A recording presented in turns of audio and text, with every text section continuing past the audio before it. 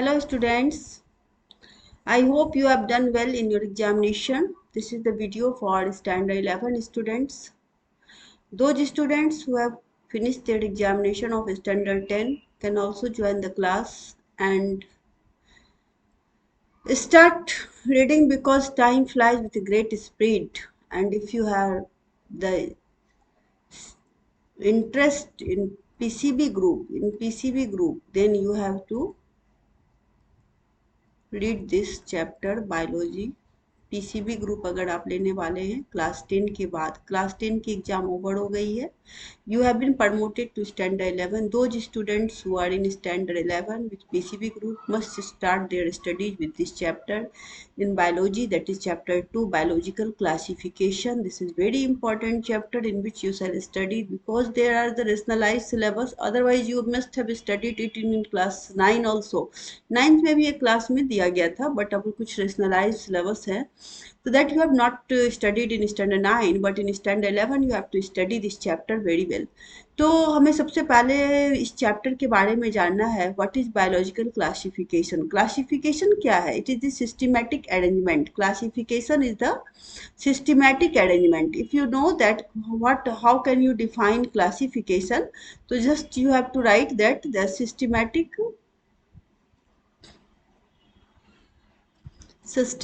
arrangement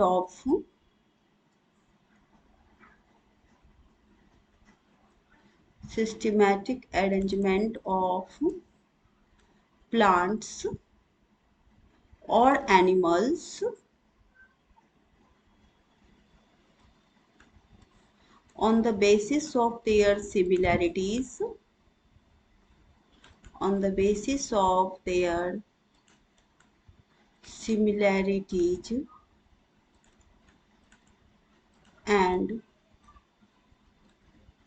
dissimilarities.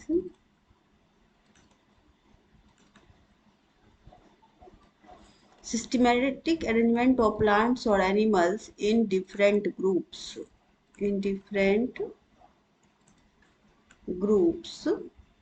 on the basis of their similarities and dissimilarities is called classification.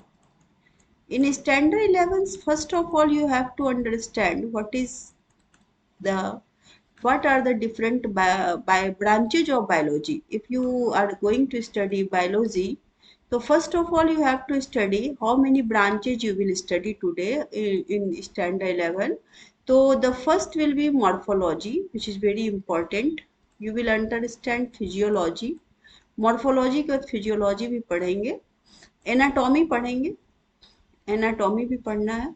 And you have to know what are these branches specialized for. Cytology. When you study about cells, it is called cytology. When you study about classification, it is called taxonomy. Plus, जब हम classification की study करते हैं, in this chapter we are going to study about classification. So we are going to study the branch of taxonomy in this chapter. And another chapter that you are going to study here, cytology, anatomy, taxonomy, physiology, morphology. तो ये सारी branches आप पढ़ेंगे और इसमें हम लोग बहुत कुछ पढ़ना है. मॉर्फोलॉजी पढ़ना है, एनाटॉमी, फिजियोलॉजी है, साइटोलॉजी है, टेक्सोनोमी है और बहुत सारे ब्रांचेज हैं. इसके अलावा भी आपको जेनेटिक्स पढ़ने हैं. जेनेटिक्स है, प्लांट ब्रीडिंग है, इकोलॉजी है.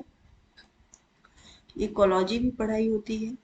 तो आपके 11th क्लास में आपकी जो सिलेबस होती है वो सिलेबस में morphology, physiology, anatomy, cytology, taxonomy से रिलेटेड टॉपिक्स हैं.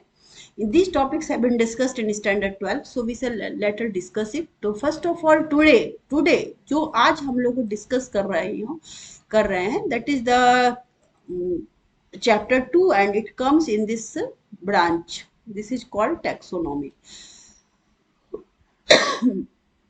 तो अभी जो आप पढ़ाई करने जा रहे हो, दिस इज कॉल्ड क्लासिफिकेशन, अभी आप जो पढ़ रहे थे बायोलॉजिकल क्लासिफिकेशन, तो हमने क्लासिफिकेशन का डिफिनीशन लिख दिया है, बहुत इजी लैंग्वेज में लिखा है ताकि आप इसको पढ़ें। और जो बच्चे एकदम नए हैं, जो बच्चे क्लास 10 पास करके जस्ट एग्जाम ओवर किए हैं and they want to read, they want to continue their studies, अपनी स्टडीज को कंटिन्यू रखना है, टाइम बहुत ही ज़्यादा स्पेंड नहीं करना है, आपको थोड़े दिन ब्रेक लेनी है, फिर आपकी पढ़ाई स्टार्ट हो जानी है। If you are going to take the biology stream, just go और start reading this book of NCERT biology. NCERT की बुक आप सबसे पहले परचेज कर लें, जो बुक बायोलॉजी की होगी। और वो बायोलॉजी की बुक, अगर आपका कैरियर, आप अब मेडिकल में जाना चाह रहे हो, नीट क्वालिफाई करना चाह रहे हो, NEET नीट, और एग्रीकल्चर भी क्वालिफाई करना चाह रहे हो, ICAR करना चाह रहे हो, एग्रीकल्चर कॉलेज में एडमिशन लेना चाह रहे हो, तो ये सब आपके +2 के बाद की पॉलिसी होगी। तो +2 के लिए सबसे पहले आपको 11th क्लास कंप्लीट करना है, 12th क्लास कंप्लीट करना है। After that you will be appearing in this test, in this competitive exams also। तो ये सारी सिलेबस जो 11-12 की है, वो कंबाइंड सिलेबस आपकी कंपटीशन में भी पूछी जाएगी। And further focus on first 11 class. तो 11 क्लास में आपको क्या पढ़ना है, लाइक मॉर्फोलॉजी में आप क्या पढ़ेंगे, फिजियोलॉजी में। तो अभी हमारा जो चैप्टर है टेक्सोनॉमी के चैप्टर हम लोग पढ़ने स्टार्ट किए हैं, बायोलॉजिकल क्लासिफिकेशन।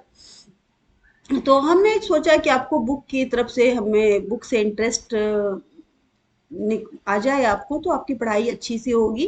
तो इसमें देखिए कि पूरे लाइफ सिस्टम, जितने भी लिविंग ऑर्गेनिजम्स हैं, तो क्लासिफिकेशन कई तरह के दिए गए। जो वैलिड क्लासिफिकेशन हुआ, जिसको एक्सेप्ट किया गया है, जिसे हमें सिलेबस में इंक्लूड किया गया है, वो सिलेबस में यही इंक्लूड किया गया है कि जितने लिविंग ऑर्गेनिजम्स हैं उसको 5 कैटेगरीज में बांटा गया: मोनेरा, प्रोटिस्टा, फंगी, प्लांटी और Animalia. Monera, protista, fungi, Plantae and Animalia. Please take out your 5 fingers and write down here monera, write down here protista, write down finger fungi, plantae, animalia. So in this way you can understand how our all the living organisms of this planet have been divided into 5 categories, and that is an acceptable classification. Before that, लेकिन उसके पहले भी कुछ scientist ने जो classification दिया था, we can't forget it, we can't ignore it. So we have to understand how the system of classification started. तो सबसे पहले लीनियस ने एक क्लासिफिकेशन दिया था, जिसमें 2 किंगडम सिस्टम ऑफ क्लासिफिकेशन था, प्लांटी और एनिमलिया का क्लासिफिकेशन दिया गया था। इस एनिमलिया में जो लीनियस के अकॉर्डिंग टू लीनियस जो क्लासिफिकेशन दिया गया,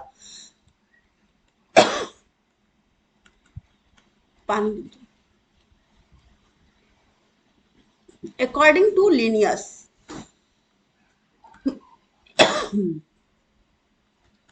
all living organisms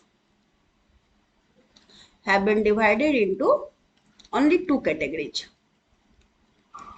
plants and animals. Here it is not classified because आप स्टैंडर्ड 9, 10 सब में, आप 8 में भी पढ़ाई किए होंगे, तो आपने एक वर्ड पढ़ा है प्रोकैरियोट्स और यूकैरियोट्स। अब ये प्रोकैरियोट्स क्या है, यूकैरियोट्स क्या है, इसकी पढ़ाई कई बार हम लोगों ने क्लास में भी किया है, क्लास 8 में, क्लास 9 में आपने बार बार इसको पढ़ा है, प्रोकैरियोट्स और यूकैरियोट्स क्या है। तो इस क्लासिफिकेशन में क्या है कि इन सब चीजों का ख्याल नहीं किया गया। प्लांट्स कौन है, कौन यूकैरियोटिक एनिमल्स को प्लांट में रखा गया या प्रोकैरियोटिक को एनिमल्स में रखा गया, ऐसा कोई क्लासिफिकेशन में डिस्क्रिप्शन नहीं था। तो इस क्लासिफिकेशन को एक्सेप्ट नहीं किया गया। और देखो, दी 2 kingdom system of classification, Plantae और एनिमलिया, लीनियस ने दिया था ये किंगडम, 2 किंगडम डेवलपमेंट, जिसमें यूकैरियोटिक और प्रोकैरियोटिक ऑर्गेनिज्म में कोई डिफरेंसेस नहीं बताया गया, यूनिसेलुलर मल्टीसेलुलर ऑर्गेनिज्म में डिफरेंस नहीं बताया गया, फोटोसिंथेटिक नॉन फोटोसिंथेटिक में डिफरेंसेस नहीं बताया गया। तो उन्होंने किस आधार पे इस पूरे वर्ल्ड के सारे लिविंग ऑर्गेनिजम्स को 2 कैटेगरीज में डिवाइड किया। Let me drink water.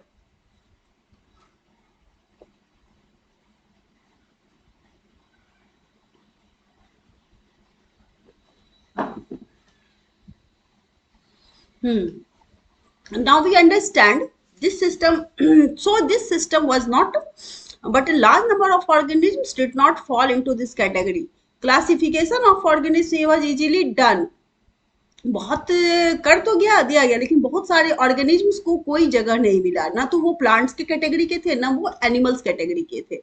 So, two kingdom classification used for a long time was found inadequate. ये क्या हो गया? Inadequate हो गया, insufficient हो गया.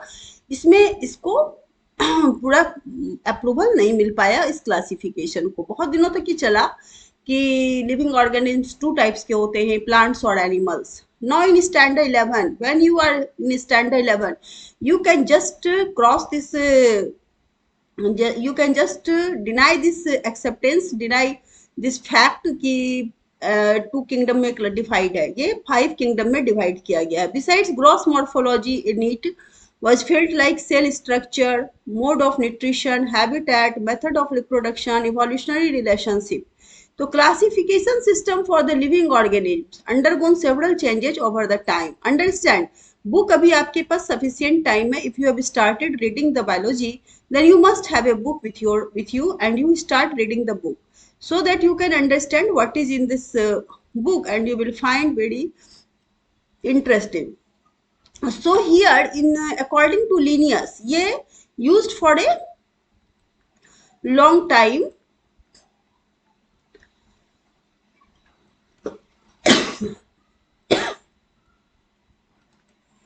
but it was not accepted. But it was not accepted because of inadequate. It was inadequate classification. Inadequate. क्या क्या गड़बड़ी थी ये बताइए, क्या क्या गड़बड़ी थी लिनियस के क्लासिफिकेशन में? गड़बड़ी क्या थी? तो inadequate क्लासिफिकेशन था. इस क्लासिफिकेशन में किसी भी चीज का हर चीज का, हर पॉइंट्स का ध्यान नहीं दिया गया. क्या क्या ध्यान नहीं दिया गया? कि ऑर्गेनिज्म प्रोकैरियोट है या यूकैरियोट है, वेदर प्रोकैरियोट और वेदर यूकैरियोट. अगर आप देखेंगे तो इसमें कोई क्लासिफिकेशन में पता नहीं चल रहा है कि प्रोकैरियोटिक है या यूकैरियोटिक है, यूनिसेलुलर है या मल्टी सेलुलर है. ये भी नहीं क्लियर हो रहा है इस क्लासिफिकेशन से कि किस ऑर्गेनिज्म को किस कैटेगरी में रखना है.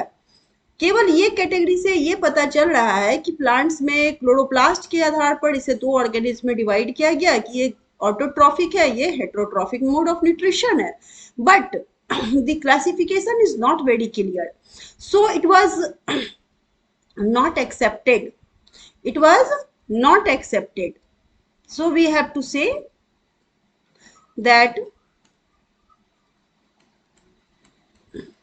not accepted, inadequate. Then what happened? Then R.H. Whitaker, classification by R.H. Whitaker. Classification by whom? R.H.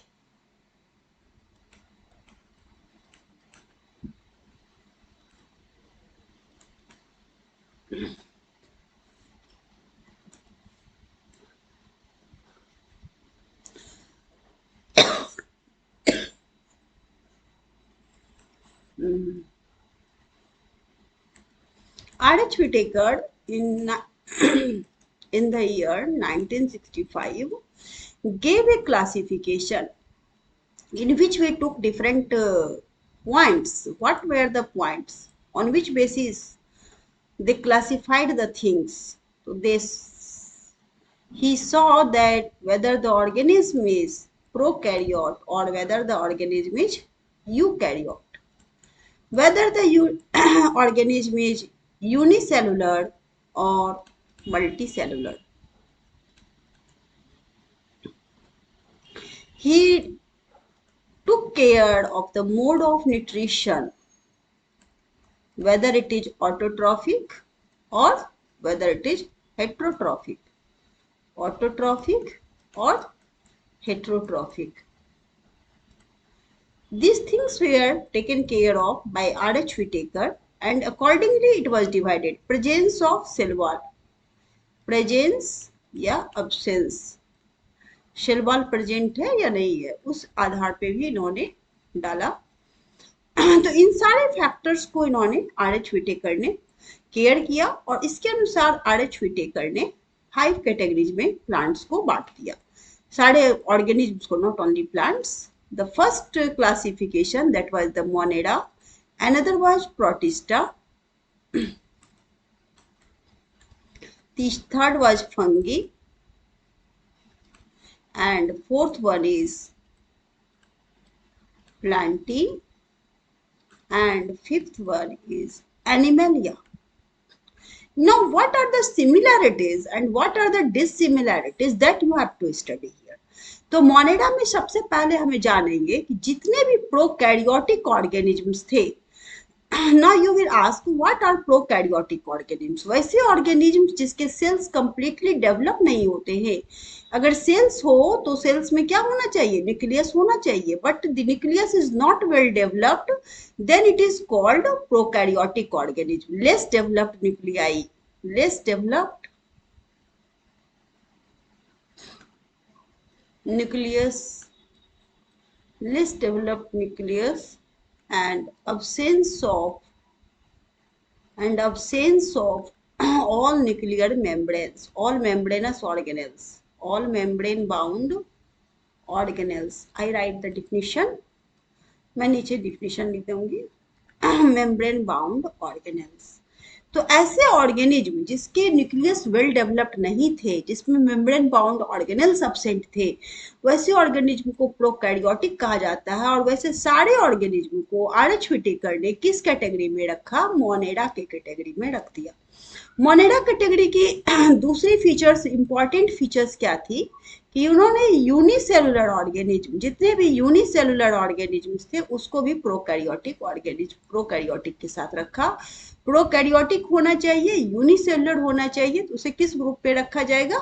मोनेडा group में रखा जाएगा. जबकि प्रोटिस्टा में हमें पैरेलल स्टडी करनी है, तो प्रोटिस्टा में यूकैरियोटिक ऑर्गेनिज्म्स को रखा गया, लेकिन यूनिसेलुलर ऑर्गेनिज्म होंगे, ये भी यूनिसेलुलर होंगे, ये मल्टीसेलुलर नहीं होंगे. तो जितने अमीबा है प्रोटिस्टा को भी फिर डिफरेंट क्लासेस में बांटा गया है. फिर आएंगे हम लोग फंगी में. Let us come in on the book. I was not feeling well, so I was not preparing the video. And after a long gap, I am preparing the video for the students, because I was thinking the examination is over for the class 10 students, and those students who are going to read biology in standard 11 must be waiting for the video, and you must see and you must read. Continue your studies, please.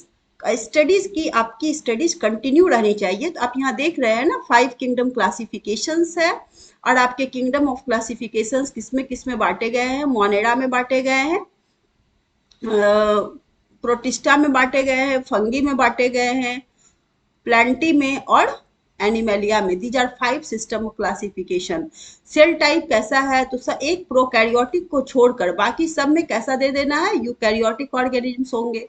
Cell wall, मोनेडा की जो cell wall होती है वो non cellulosic और polysaccharide amino acid से बनी हुई है. प्रोटिस्टा में सम ऑर्गेनिज्म्स में सेल वॉल प्रेजेंट होंगे. फंगी में जो सेल वॉल होंगे वो काइटिन्स के कंपोजिशन होगी. प्लांटी में सेलुलोज होगा. एनिमलिया में एब्सेंट होगा. न्यूक्लियर मेम्ब्रेन, चूंकि प्रोकैरियोटिक ऑर्गेनिज्म है तो न्यूक्लियर मेम्ब्रेन जाहिर है कि ये एब्सेंट होगा. बाकी सारे कैटेगरीज ऑफ ऑर्गेनिज्म्स में ये प्रेजेंट होंगे. बॉडी ऑर्गेनाइजेशन, सेलुलर है, मल्टी सेलुलर, टिश्यू और ऑर्गन लेवल ऑफ ऑर्गेनाइजेशन है. ये ऑर्गन सिस्टम, इसको हम कहते हैं बॉडी ऑर्गेनाइजेशन. अगर हम पढ़ाना चलाएंगे तो जब कोई ऑर्गेनिज्म, जैसे यूनिसेलुलर ऑर्गेनिज्म की लाइफ केवल 1 सेल से बनी होती है. सपोज करो कि आप बैक्टीरिया, अमीबा, किसी के बारे में बात कर रहे हैं.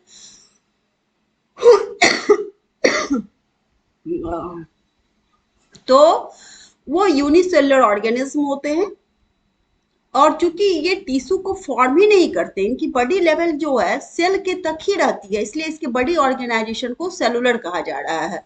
लेकिन जो ह्यूमन बॉडी होते हैं एनिमेलिया कैटेगरी में, तो उसमें क्या है? ऑर्गन सिस्टम डेवलप होता है. डाइजेस्टिव सिस्टम अलग होता है, रेस्पिरेटरी सिस्टम अलग होता है, सर्कुलेटरी सिस्टम अलग होता है, इसलिए इसको कहा जा रहा है organ system.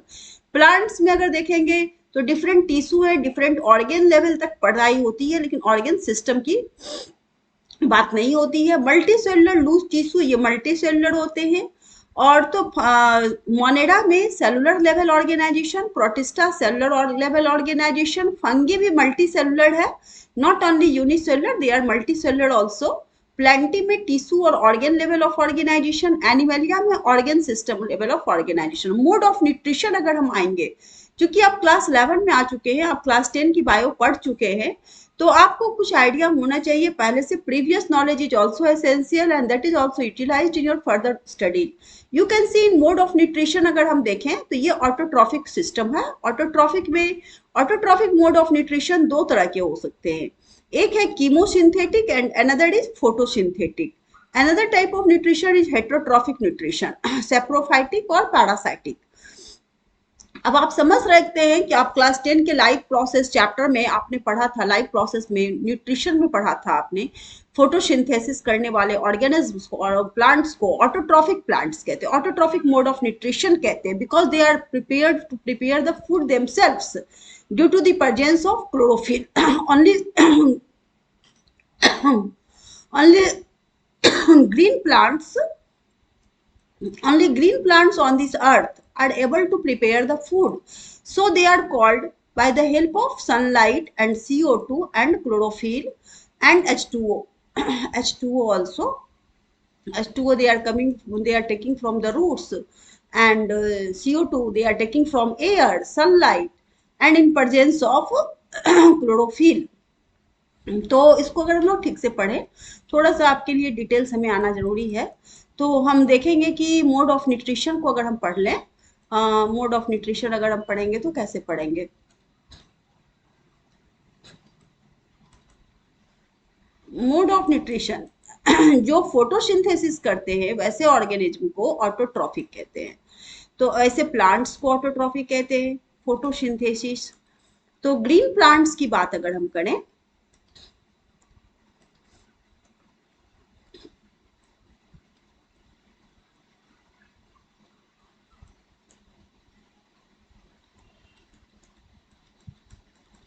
they are capable of taking CO2 from the sunlight. They are capable of taking CO2 in the presence of CO2, in the presence of sunlight, sorry, in the presence of sunlight, they are capable of absorbing the sunlight only due to the presence of chlorophyll.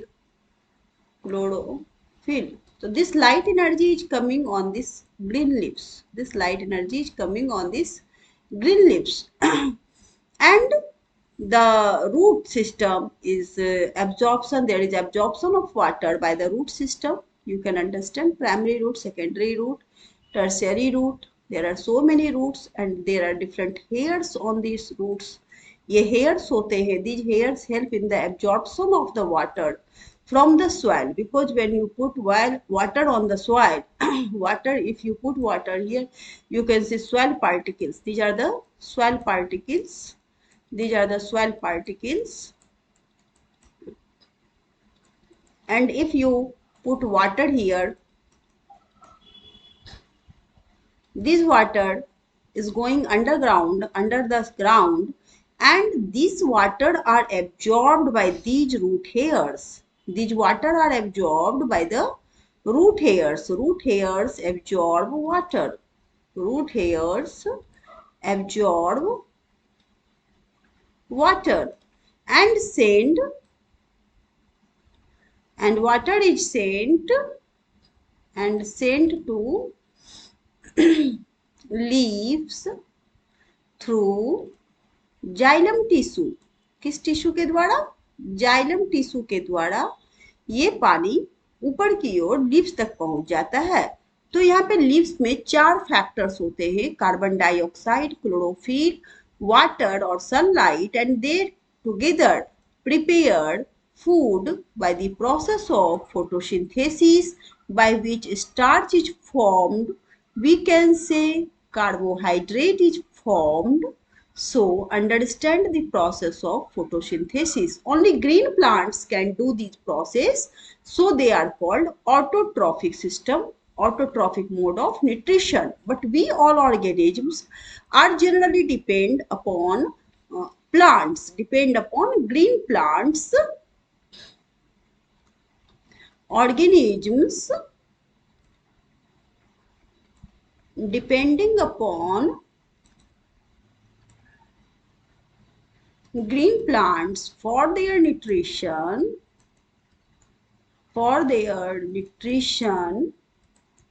are called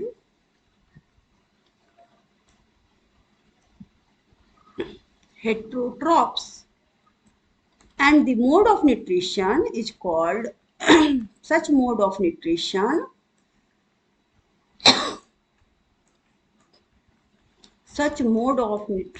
is called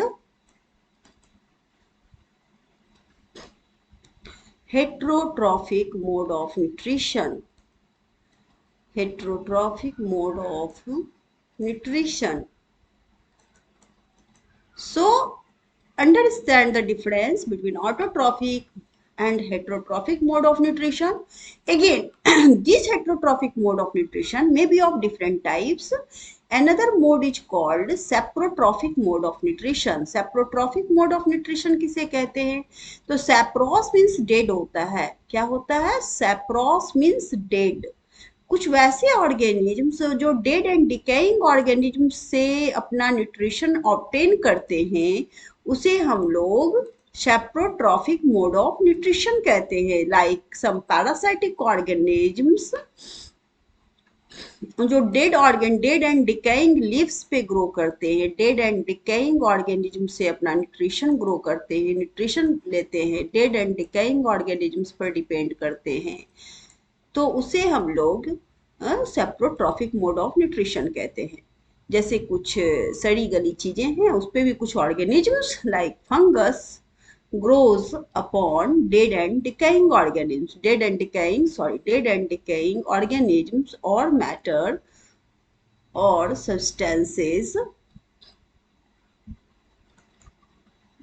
dead and decaying substances. Suppose कोई bread ही हो और bread पे fungus लग जाता है तो वो fungus को न्यूट्रिशन जो है वो डिकेइंग ब्रेड से मिल रहा है, इसे न्यूट्रिशन को हम लोग सेप्रोट्रॉफिक मोड ऑफ न्यूट्रिशन भी कहते हैं. तो we are going to study this book five kingdom classification given in 1969 and proposed by five kingdom Monera, Protista, Fungi, Plantae, Animalia, which include cell structure, body organization, mode of nutrition, reproduction, phylogenetic relationship. So this is very important classification and it was accepted very well. Five kingdom classification to understand the issue influenced the classification. Classification system included bacteria, blue-green algae, fungi, mosses, ferns, gymnosperms, and geosperms under plants. It also placed together groups which widely differed in other characteristics, prokaryotic bacteria and blue-green algae called cyanobacteria, which were eukaryotic. It also grouped together unicellular organism and multicellular organism also, like Chlamydomonas and Spirogyra were placed together under algae. The classification did not differentiate between heterotrophic group, fungi and autotrophic green plants, though they are showed a characteristic difference. तो ये बहुत सारी बातें हैं, इसको आप पढ़ेंगे तो आपको कुछ क्लियर हो सकता है. Otherwise, if you have any confusion, you can write in comments and wait for my new video in which I will more discuss about this chapter. Okay, thank you very well. Thank you. If you need any type of help, you can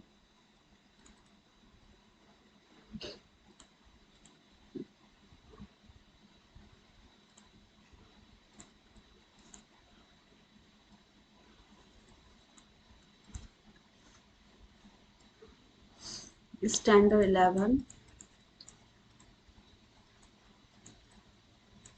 for standard 11. Okay, this was the classification. This is called taxonomy. Classification की study को taxonomy भी कहते हैं. So we have studied, this is the first part, and the next part, wait for the next part of the video. Okay, thank you.